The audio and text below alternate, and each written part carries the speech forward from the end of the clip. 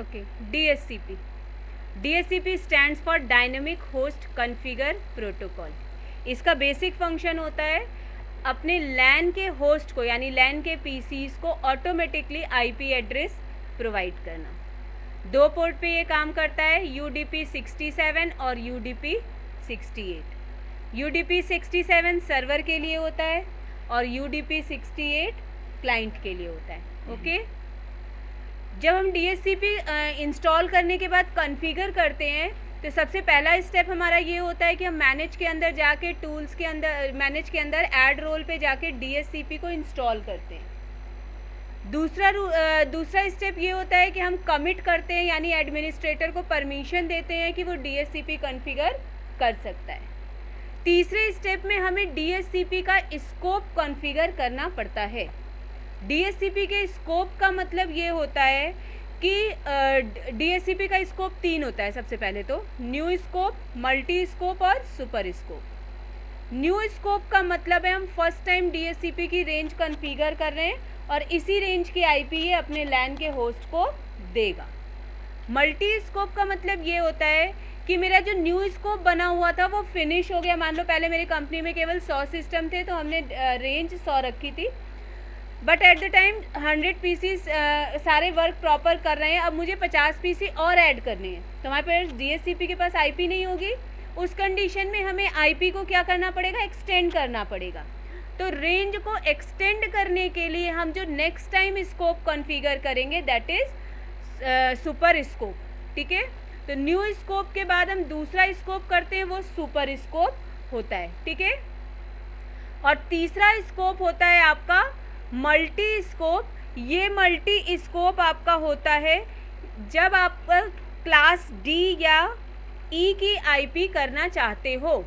यानी class D और E की आईपी जो होती है वो रिज़र्व होती है, जो केवल मिलिट्री और रिसर्च पर्पस के लिए यूज़ होती है. तो अगर आप क्लास D और E आईपी आपके नेटवर्क में यूज़ हो रही यानी आपका ऑर्गेनाइजेशन मिलिट्री या रिसर्च का कोई है तब आप इस रेंज की आईपी यूज़ कर सकते हो. और वहाँ पे DHCP अगर हमें यूज़ करना है तो हम किसका यूज़ करेंगे, मल्टी स्कोप का यूज़ करेंगे. यानी यूज़र क्लास के लिए न्यू स्कोप और सुपर स्कोप ही होता है. क्लियर. थर्ड,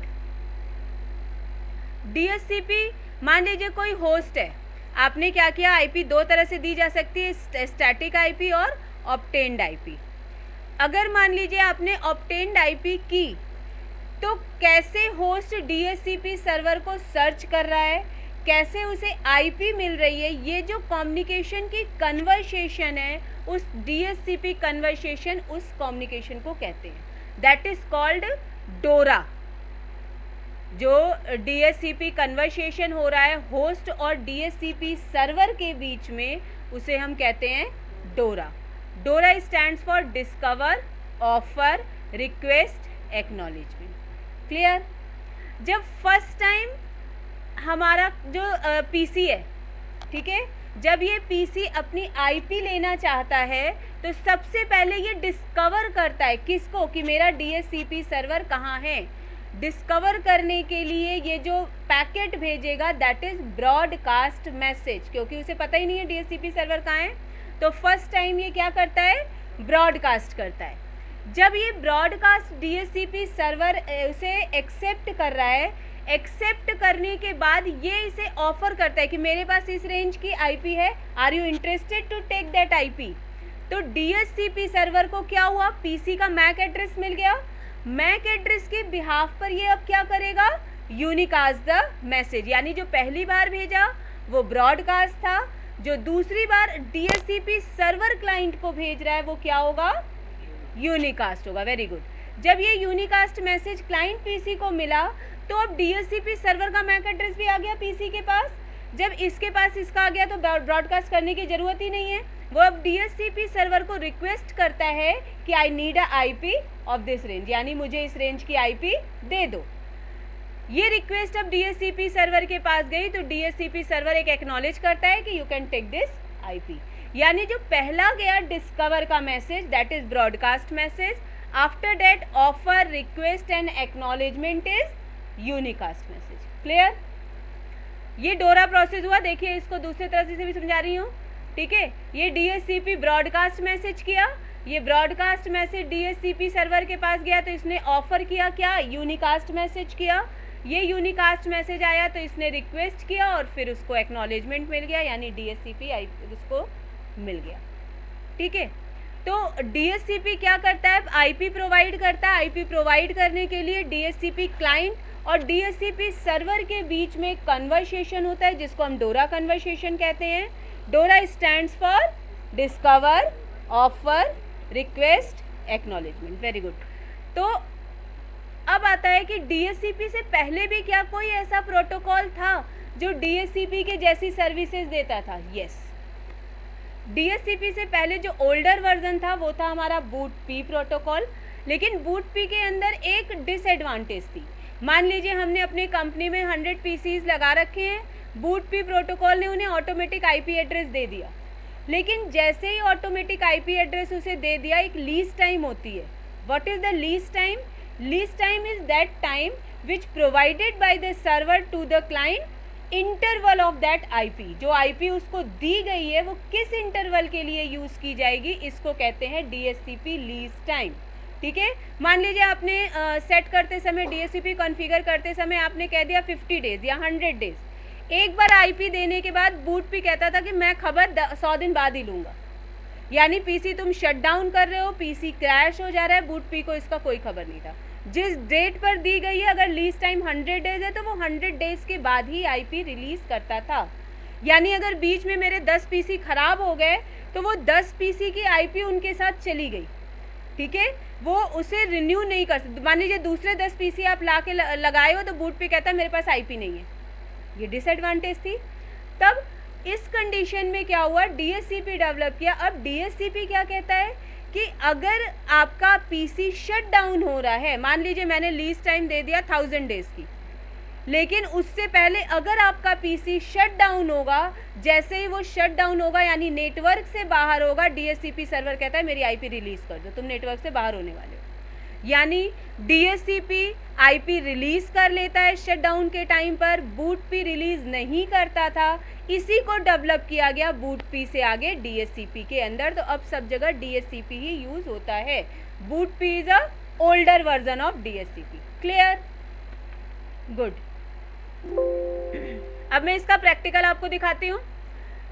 मैंने एक सर्वर बना रखा है जिसपे एक्टिव डायरेक्टरी ऑलरेडी इंस्टॉल है, ठीक है। इस पे DHCP आपको इंस्टॉल करना है, DHCP कॉन्फ़िगर करना है। तो मैंने पहला स्टेप आपको क्या बताया कि अगर आप DHCP कॉन्फ़िगर करना चाहते हो तो सबसे पहले उसे हम सर्वर मैनेजर के अंदर जाके ऐड करेंगे।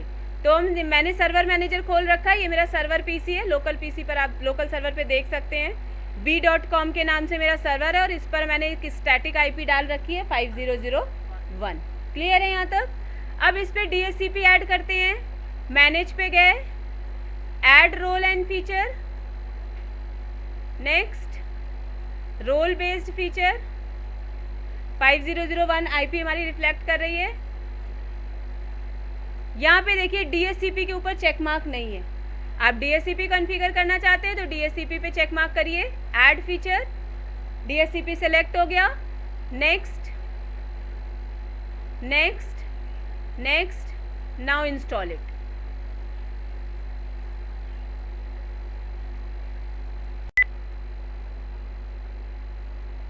ये देखिए इंस्टॉलेशन कंप्लीट हो गया।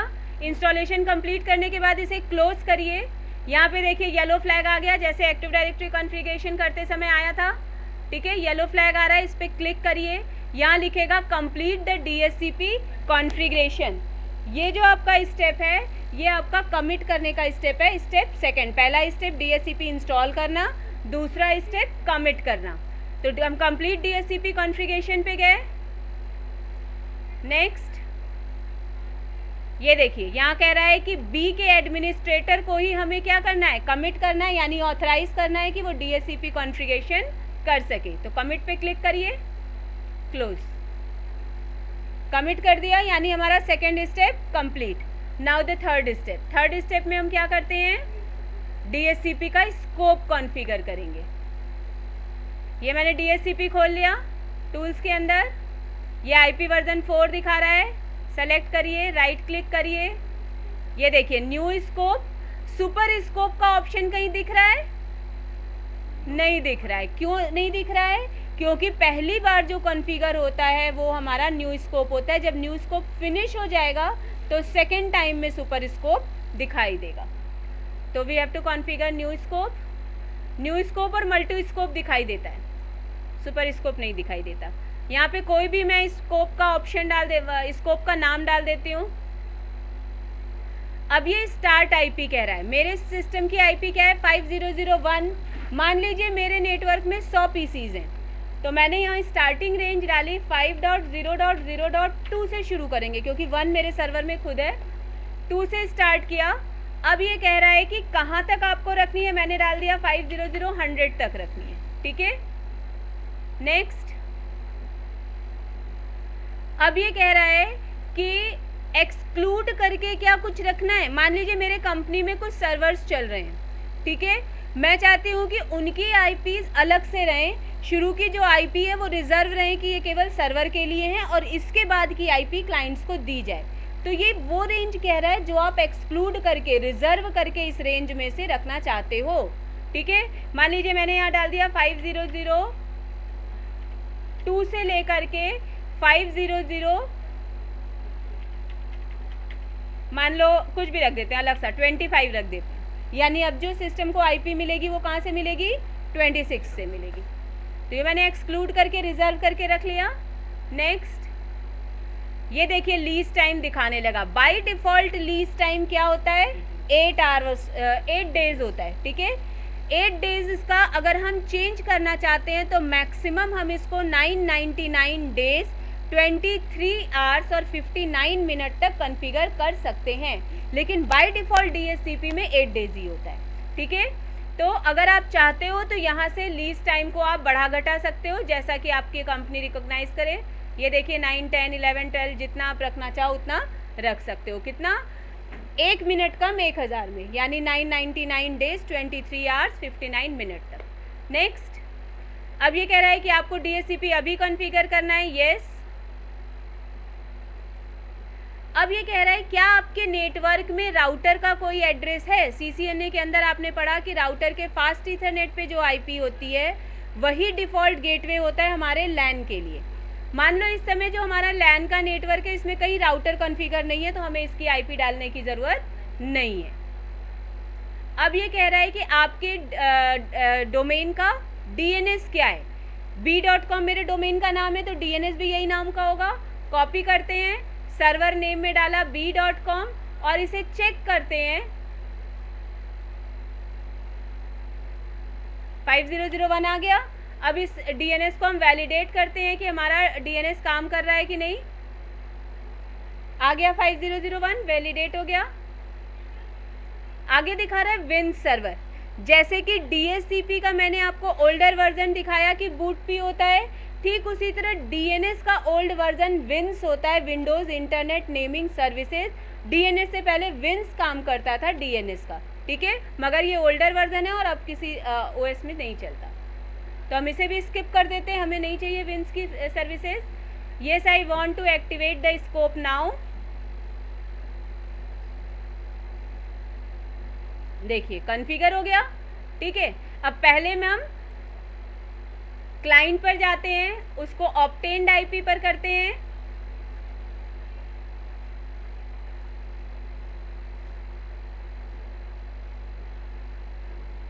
ऑब्टेन कर दिया।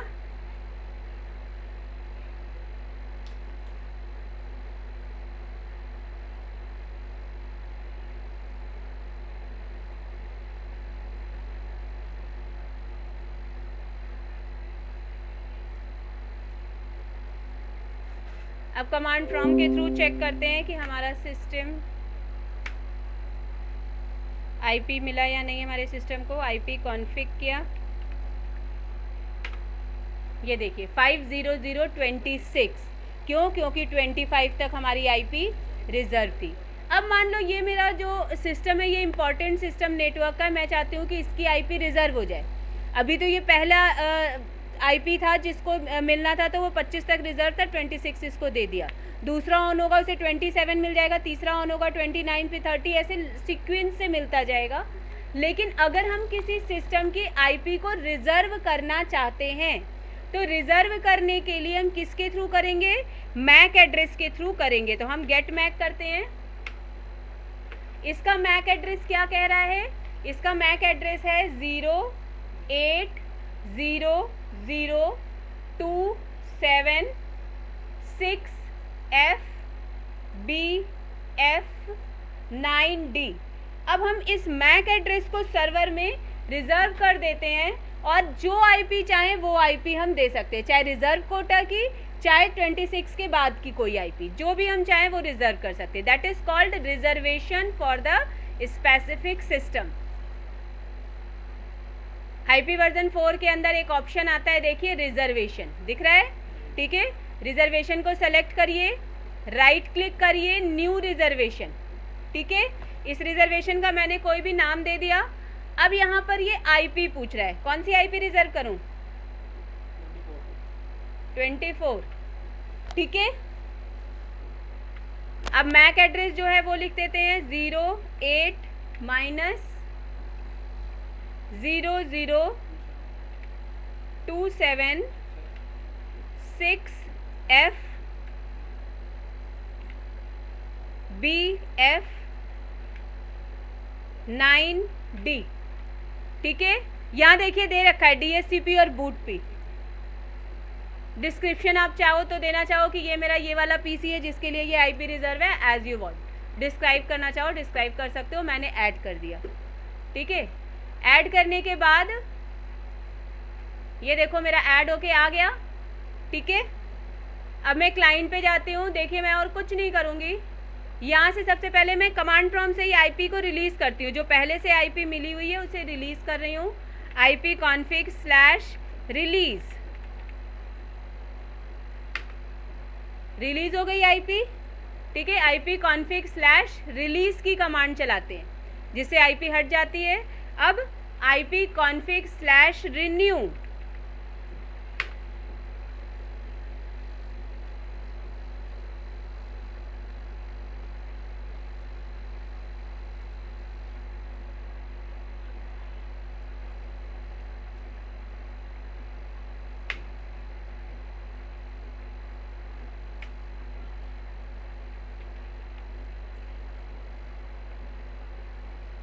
ये वर्चुअल बॉक्स का DHCP जो चल रहा है उससे उठा लिया है। अब आप रिन्यू करके उठाओगे तो यहाँ पे ये आईपी उठा लेगा 50024, यही रिजर्व की थी आपने, वो आपको आईपी यहाँ पे मिल गई। तो DHCP कॉन्फ़िगर कर सकते हैं और उसका रिजर्वेशन स्पेसिफिक आईपी का करना चाहें तो वो भी कर सकते हैं। यहाँ तक क्लियर हो गया। अब मैं DHCP का इस बैकअप और रीस्टोर बताती हूँ। मान लीजिए यहाँ पे मैंने रिजर्वेशन कर रखा है, अपना स्कोप कॉन्फ़िगर कर रखा है और भी बहुत सारी सेटिंग्स हैं जो मैंने स्कोप पर कर रखी है। मैं इसका बैकअप और रीस्टोर करना चाहती हूँ। होस्ट नेम पे राइट क्लिक किया, यहाँ पे आ रहा है बैकअप, बैकअप पे क्लिक करो।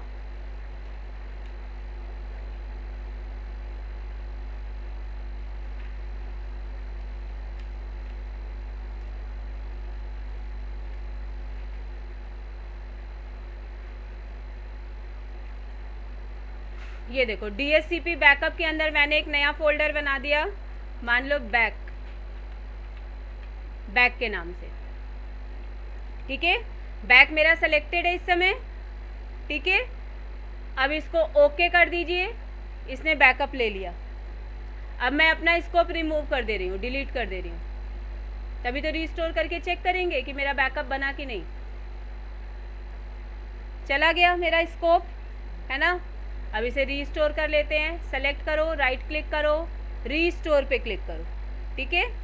रीस्टोर पे क्लिक किया, बैक नाम से हमने बना रखा था, इसके अंदर हमारा बैकअप है, इसे सेलेक्ट किया, ओके किया, यस।